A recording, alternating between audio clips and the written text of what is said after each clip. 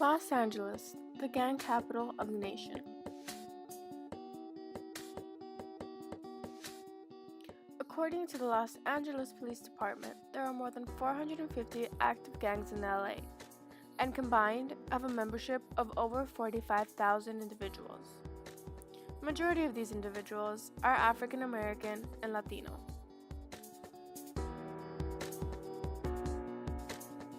According to money.cnn.com, former inmates often face numerous challenges finding work after they've been released. Not only have many of them been out of the workforce for years, but often their criminal record prevents them from even getting their foot in the door in the first place. A recent survey by the Ella Baker Center for Human Rights found that 76% of former inmates said finding work after being released was difficult or nearly impossible. Nearly 2/3 of the respondents were unemployed or underemployed 5 years after being released from prison. According to James C. Howell, a senior research associate with the National Gang Center, youth are at higher risk of joining a gang if they engage in delinquent behaviors, are aggressive or violent, experience multiple caretaker transitions, have many problems at school, associate with other gang-involved youth, or live in communities where they feel unsafe. According to journalist Mark Cortez, Homeboy Industries began when a concerned group of Angelenos led by Father Gregory Boyle asked a simple question: can we improve the health and safety of our community through job and education rather than through suppression and incarceration? The answer was yes.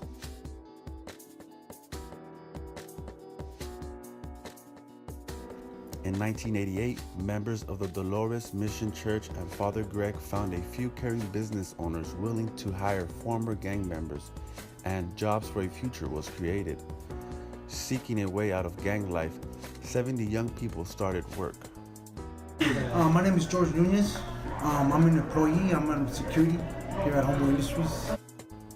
Homeboy Industries is recognized as the largest and most successful gang intervention and re-entry program in the world, and has become a national model. Homeboy Industries was co-founded by Father Greg over 28 years ago. This is a new building. 2007, this building was built, but it was First and Soto, the first building ever, and they were out of Dolores Mission. It was a little church that Father Greg started, and he just expanded. Homeboy Industries provides employment services where a weekly series of workshops assists clients with breaking employment barriers and finding hidden job markets. Counselors work to build strong, ongoing relationships with employers, encouraging all to hire Homeboy Industry candidates.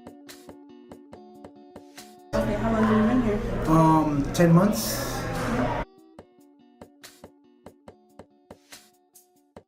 I used to work here in 2008. I was referred. I know the co-founder.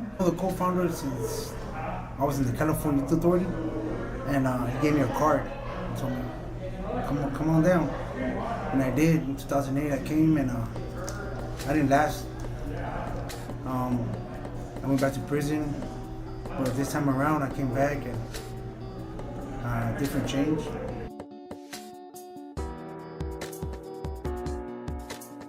Here they have services, anything you can think of: tattoo removal, substance abuse, anger management, parenting, CGA.